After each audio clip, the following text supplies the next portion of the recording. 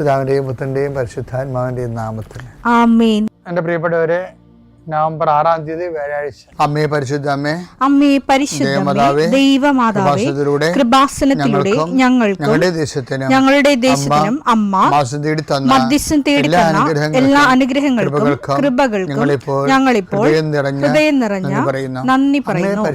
അമ്മേ പരിശുദ്ധമേ, ദൈവമാതാവേ, 2004 ഡിസംബർ 7 ഉച്ചകഴിഞ്ഞ് 2:30 കൃപാസനത്തിൽ സംഭവിച്ച അമ്മയുടെ പ്രത്യക്ഷപ്പെടലിനെക്കുറിച്ച് തിരുസഭയ്ക്ക് സമർപ്പിച്ചിരിക്കുന്ന പഠനരേഖകളുടെ മേൽ സഭാത്മകമായ പഠനം ആരംഭിക്കുവാൻ ഞങ്ങൾ പ്രാർത്ഥിക്കുന്നു.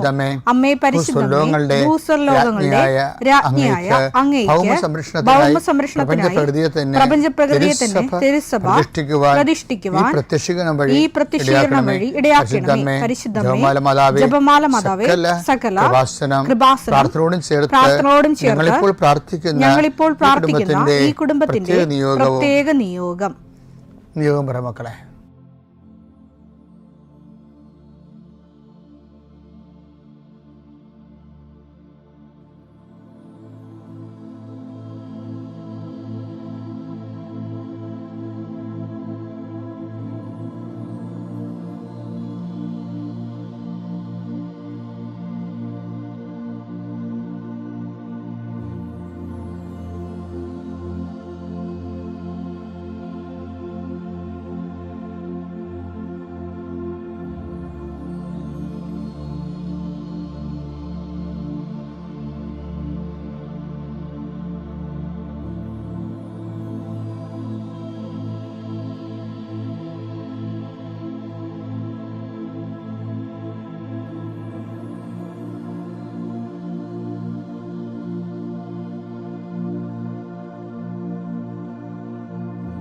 അമ്മയുടെ പ്രത്യക്ഷീകരണത്തിന്റെ ഈ അനുഗ്രഹവേളയിൽ ഞങ്ങൾക്ക് സാധിച്ചു തരുവാൻ കനിയണമേ. ആമേൻ. വിശ്വാസ പ്രമാണം. സർവശക്തനായ പിതാവും ആകാശത്തിന്റെയും ഭൂമിയുടെയും സൃഷ്ടാവുമായ ദൈവത്തിൽ ഞാൻ വിശ്വസിക്കുന്നു. അവിടുത്തെ ഏകപുത്രനും ഞങ്ങളുടെ കർത്താവുമായ ഈശോമിശിഹായിലും ഞാൻ വിശ്വസിക്കുന്നു. ഈ പുത്രൻ പരിശുദ്ധാത്മാവിനാൽ ഗർഭസ്ഥനായി കന്യകാമറിയത്തിൽ നിന്ന് പിറന്ന് പൊന്തിയോസ് പീലാത്തോസിന്റെ കാലത്ത് പീഡകൾ സഹിച്ച് കുരിശിൽ തറയ്ക്കപ്പെട്ട് മരിച്ച് അടക്കപ്പെട്ട് പാതാളങ്ങളിൽ ഇറങ്ങി മരിച്ചവരുടെ ഇടയിൽ നിന്ന് 3-ാം നാൾ ഉയർത്ത് സ്വർഗത്തിലേക്ക് എഴുന്നള്ളി സർവശക്തിയുള്ള പിതാവായ ദൈവത്തിന്റെ വലതുഭാഗത്തിരിക്കുന്നു. അവിടെ നിന്ന് ജീവിക്കുന്നവരെയും മരിച്ചവരെയും വിധിക്കുവാൻ വരുമെന്നും ഞാൻ വിശ്വസിക്കുന്നു. പരിശുദ്ധാത്മാവിലും ഞാൻ വിശ്വസിക്കുന്നു. വിശുദ്ധ കത്തോലിക്കാ സഭയിലും പുണ്യവാന്മാരുടെ ഐക്യത്തിലും പാപങ്ങളുടെ മോചനത്തിലും ശരീരത്തിന്റെ ഉയർപ്പിലും നിത്യമായ ജീവിതത്തിലും ഞാൻ വിശ്വസിക്കുന്നു. ആമേൻ. സുഖസ്ഥനായ ഞങ്ങളുടെ പിതാവേ, അങ്ങയുടെ നാമം പൂജിതമാകണമേ. അങ്ങയുടെ രാജ്യം വരണമേ. അങ്ങയുടെ തിരുമനസ് സ്വർഗത്തിലെ പോലെ ഭൂമിയിലും ആകണമേ. അന്നു വേണ്ടുന്ന ആഹാരം ഇന്ന് ഞങ്ങൾക്ക് തരണമേ. ഞങ്ങളോട് തെറ്റ് ചെയ്യുന്നവരോട് ഞങ്ങൾ ക്ഷമിക്കുന്നത് പോലെ ഞങ്ങളുടെ തെറ്റുകൾ ഞങ്ങളോടും ക്ഷമിക്കണമേ. ഞങ്ങളെ പ്രലോഭനത്തിൽ ഉൾപ്പെടുത്തരുതേ, തിന്മയിൽ ഞങ്ങൾ രക്ഷിക്കണമേ. ആമേൻ. നന്മ നിറഞ്ഞ മറിയമേ, സ്വസ്തി. കർത്താവ് അങ്ങയുടെ കൂടെ സ്ത്രീകളിൽ അങ്ങ് അനുഗ്രഹിക്കപ്പെട്ടവളാകുന്നു.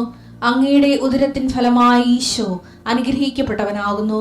പരിശുദ്ധ മറിയമേ, തമ്പുരാന്റെ അമ്മേ, പാപികളായ ഞങ്ങൾക്ക് വേണ്ടി ഇപ്പോഴും ഞങ്ങളുടെ മരണസമയത്തും തമ്പുരാനോട് അപേക്ഷിക്കണമേ. ആമേൻ. കർത്താവ് നിന്റെ ഉന്നതമായ നാമത്തിന് സ്വസ്ഥം ചെയ്യുന്നു. ഇന്നത്തെ ദിവസം നിന്റെ തിരുമുറുവാളുന്ന വലതുകരം അങ്ങയുടെ മക്കളുടെ മേൽ വെക്കണമെന്ന് പ്രാർത്ഥിക്കുന്നു. കർത്താവ് അങ്ങയുടെ മക്കളുടെ യാത്രകളെ ആശീർവദിക്കണമേ. ഒരു വിഷയം ഓർക്കുമ്പോൾ, ഒരു വ്യക്തിയെ ഓർക്കുമ്പോൾ നിനക്ക് വിഷമം ഉണ്ടെങ്കിൽ അത് കർത്താവ് ഈ നിമിഷം ഏറ്റെടുക്കുകയും നിനക്ക് വേണ്ടി ഈശോ വാദിക്കുകയും ചെയ്തുകൊണ്ട് നിന്നെ അവിടുന്ന് സന്തോഷത്തോടെ തിരിച്ചു കൊണ്ടുവരട്ടെ. നിന്റെ സാമ്പത്തിക പ്ലാനുകളെല്ലാം, നിന്റെ പദ്ധതികളെല്ലാം, 10 പൈസ നിന്റെ കുഞ്ഞുങ്ങൾക്കും കുടുംബത്തിനും വേണ്ടി സ്വരുക്കൂട്ടാൻ വേണ്ടിയുള്ള നടപടികൾ ഈശോയുടെ നാമത്തിൽ സംരക്ഷിക്കപ്പെടട്ടെ. വിവാഹം കഴിക്കാനുള്ളവര്, വിവാഹം പിരിഞ്ഞിരിക്കുന്നവര്, ഒരുമിച്ച് ജീവിക്കാൻ ആഗ്രഹിക്കുന്നവർ, മക്കളില്ലാത്തവർ, ഉള്ള മക്കൾക്ക് ഗർഭസ്ഥ ശിശുക്കൾക്ക് രോഗങ്ങളുള്ളവർ, അതുപോലെ തന്നെ കുഞ്ഞുങ്ങൾ പഠിക്കാത്തവർ, എല്ലാ തരത്തിലുള്ള കുഞ്ഞുങ്ങളെക്കുറിച്ച് ഓർത്ത് വിഷമിക്കുന്നവർക്ക് കർത്താവ് നിങ്ങളെ ആശീർവദിക്കുകയും അനുഗ്രഹിക്കുകയും ചെയ്യട്ടെ. ഈശോ ഇന്ന് ഉള്ള യാത്ര മുഴുവൻ സമർപ്പിച്ച് പ്രാർത്ഥിക്കുന്നു. ഇന്ന് ഓരോരോ കാര്യങ്ങൾക്ക് വേണ്ടി പോകുന്നവരെ, ഓരോരോ വ്യക്തികളെ കണ്ടുമുട്ടാൻ പോകുന്നവരെ, ഓരോരോ കാര്യങ്ങൾ ഒപ്പിട്ട് കൊടുത്തിരിക്കുന്നവരെ സമർപ്പിച്ച് പ്രാർത്ഥിക്കുന്നു. ഞാൻ 39 വർഷം അർപ്പിച്ച കുർബാനയുടെ യോഗ്യതയാൽ കൃപാസനത്താറെ ജീവനോടെ പ്രത്യക്ഷപ്പെട്ട മാതാവിൻ്റെ മധ്യസ്ഥത ദൈവമകനെ, ദൈവമകളെ, നീ ഇപ്പോഴും ആശീർവദിക്കപ്പെടുന്നു. നിന്റെ സങ്കടങ്ങളെ കർത്തേറ്റെടുക്കുകയും നിന്നെ കർത്താവ് സന്തോഷത്തോടെ തിരിച്ചു കൊണ്ടുവരികയും ചെയ്യട്ടെ. ഇത് നമ്മൾ സുവിശേഷത്തിലും കാണുന്നത് ഒരു 6-ാം വാക്യമാണ്. മത്തായിയുടെ സുവിശേഷം 5:6. നീതിക്ക് വേണ്ടി വിശക്കുകയും ദാഹിക്കുകയും ചെയ്യുന്നവർ ഭാഗ്യവാന്മാർ, അവർക്ക് സംതൃപ്തി ലഭിക്കും. അപ്പൊ അവിടെ നമ്മൾ ശ്രദ്ധിക്കേണ്ടത് സെക്കുലർ ആയിട്ടുള്ള ജസ്റ്റിസ് അല്ലത്. നീതിക്ക് വേണ്ടി പോരാടുന്ന ഒത്തിരി പേരുണ്ട്. നിരീശ്വരന്മാർ നീതിക്ക് വേണ്ടി പോരാടുന്നവരുണ്ട്, വിപ്ലവകാരികൾ നീതിക്ക് വേണ്ടി പോരാടുന്നവരുണ്ട്, തീവ്രവാദികൾ നീതിക്ക് വേണ്ടി പോരാടുന്നവരുണ്ട്. പോരാട്ടക്കാരെല്ലാവരും അവരവരുടെ രീതികളിലാണ്, അവരുടെ മനസ്സിലുള്ള നീതിയാണ്. അവരുടെ മനസ്സിൽ ഞങ്ങൾ അവർ നീതിയാണ് ചെയ്യണം എന്നുള്ള ബോധത്തിലാണല്ലോ മറ്റുള്ള കൊന്നുകൂട്ടുന്നത്. അപ്പം ആ അഭ്യാസങ്ങൾക്കൊന്നും റിവാർഡിങ് ഇല്ല. നീതി എന്ന് പറഞ്ഞാൽ എന്താണ്? അവസാനം പറഞ്ഞിട്ടുണ്ട്, എന്നെ പ്രതി. അതാണ്, അതായത് സുവിശേഷവിഹിതമായ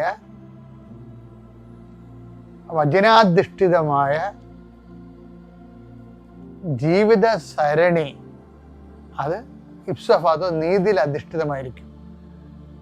അങ്ങനെ നീതിയോടെ ജീവിക്കുന്നവർ ക്രിസ്തുവിന്റെ മഹത്വത്തെയാണ് ഉദ്ദേശിക്കുന്നത്, അല്ല കേവല നീതി നിറവേറ്റുകയല്ല, കേവല മാനുഷിക നീതിയുടെ വിഷയമല്ലത്. ക്രിസ്തുവിൽ അധിഷ്ഠിതമായ ഒരു ജീവിതക്രമം ക്രമീകരിക്കുന്നതിൽ, അത് കുടുംബത്തിലായാലും തൊഴിലായാലും പൊതുജീവിതത്തിലായാലും ക്രിസ്തുവിൽ അധിഷ്ഠിതമായ ഒരു നീതിക്രമം ചെയ്യുന്നവരൊക്കെ, അപ്പൊ നമ്മുടെ എവിടെയായാലും നമ്മൾ ക്രിസ്ത്യാനികളാണെന്നുള്ള ബോധം കൊണ്ടാണ്. പള്ളി, ഞായറാഴ്ച പള്ളി കുർബാനക്ക് മാത്രം ക്രിസ്ത്യാനിയല്ല. കടയിൽ വരുമ്പോഴും കച്ചവടത്തിന് വരുമ്പോഴും വേറെ ആളാവും, അപ്പൊ ക്രിസ്ത്യാനി ആകത്തില്ല. കണക്കെഴുതുന്ന സമയത്ത് വേറെ ആളാവും, അപ്പോഴും ക്രിസ്ത്യാനി ആകത്തില്ല. ക്രിസ്ത്യാനി എന്ന് വെച്ചാൽ ഫുൾ ടൈം ക്രിസ്ത്യാനി എന്നതിൻ്റെ അർത്ഥം, അല്ലാതെ ഒക്കേഷണൽ ക്രിസ്ത്യൻസ് അല്ല. അപ്പൊ അതെന്ന് പറഞ്ഞാൽ ദൈവകൃപ കൂടി വേണം അതിന്.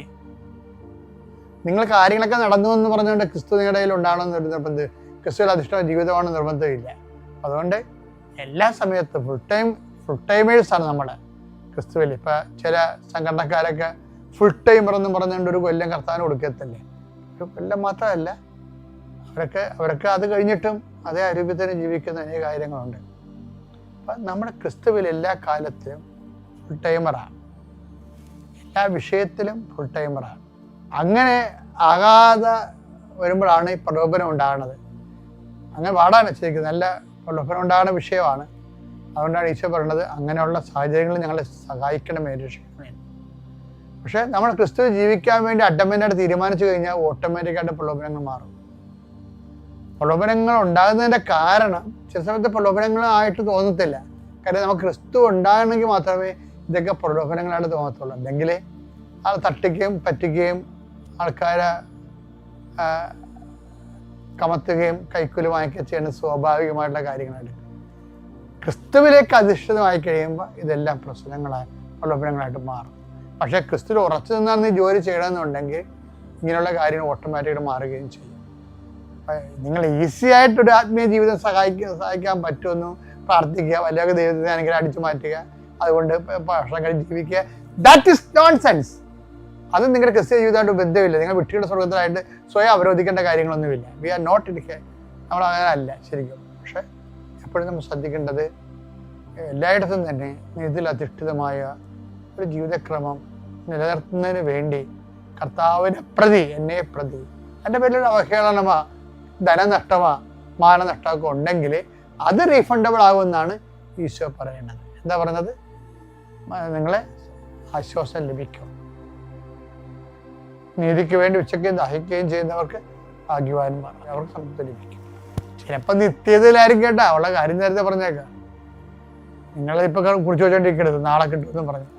ആ വാക്കിന്റെ പോക്ക് എന്ന് വെച്ച് കഴിഞ്ഞാൽ സ്വർഗത്തിൽ നിങ്ങൾക്ക് പ്രതിഫലം വലുതായിരിക്കും എന്നായിരിക്കും. ഓക്കെ, ഇതാണ് ദൈവത്തിൻ്റെയും പരിശുദ്ധാത്മാവിൻ്റെയും നാമം. ആമേൻ.